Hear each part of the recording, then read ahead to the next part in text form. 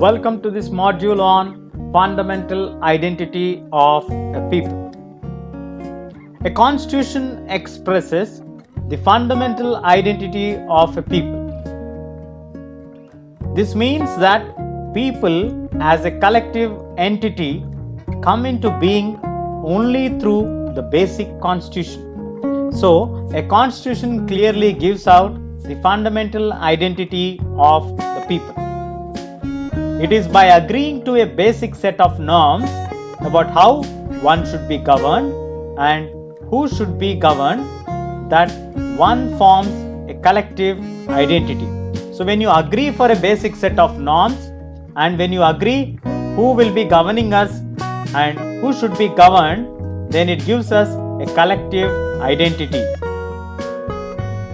One has many sets of identities that exist prior to constitution, but by agreeing to certain basic norms and principles, one constitutes one's basic political identity.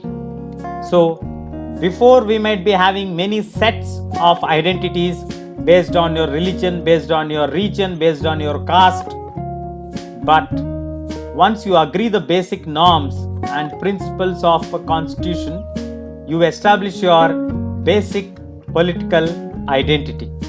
That's how constitution gives out the basic political identity.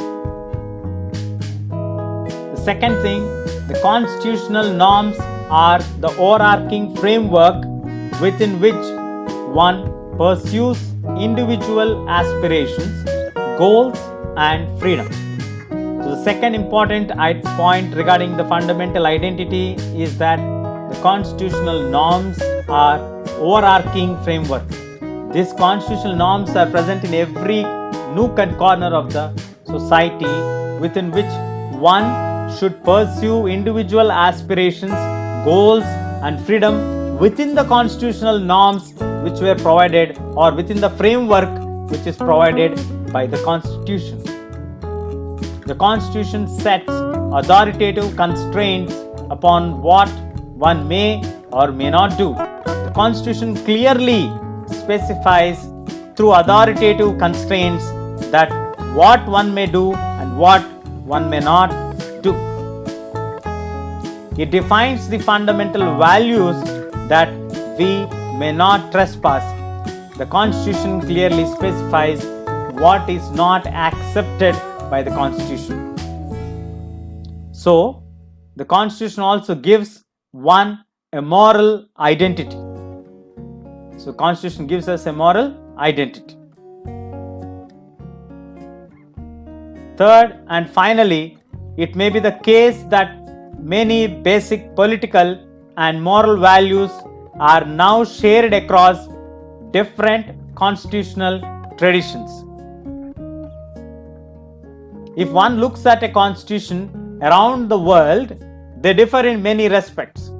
In the form of the government, they enjoin in many procedural details, but they also share a good deal.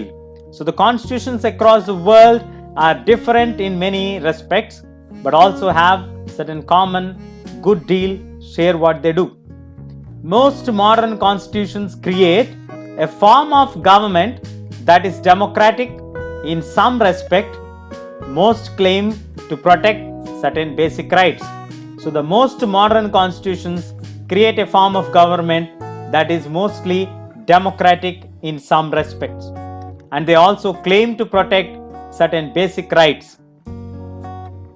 But the constitutions are different in the way they embody the conceptions of national identity.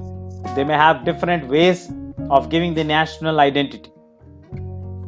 Most nations are an amalgamation of a complex set of historical traditions.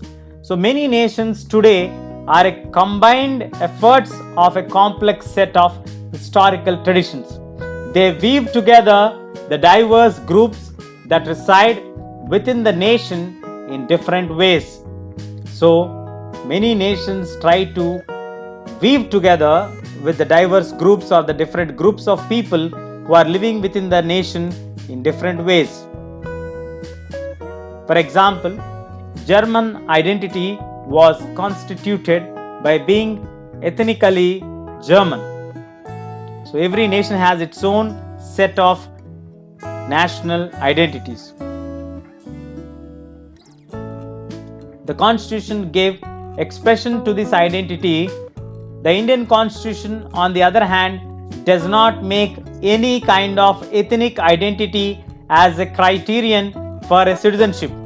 Whereas in German, we have seen German ethnicity is considered as a criteria, but in India, no ethnic identity is a criteria for citizenship. Different nations embody different conceptions of what the relationship between the different regions of a nation and the central government should be. So the Constitution also have different nations embodying different conceptions about their relationship between different regions of a nation and the central government should be. This relationship constitutes the national identity of a country. So with that, they give the framework for the fundamental identity of a country.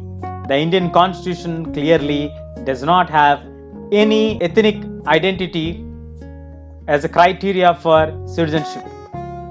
That's all we have in this section. Stay tuned. We'll catch you in the next section.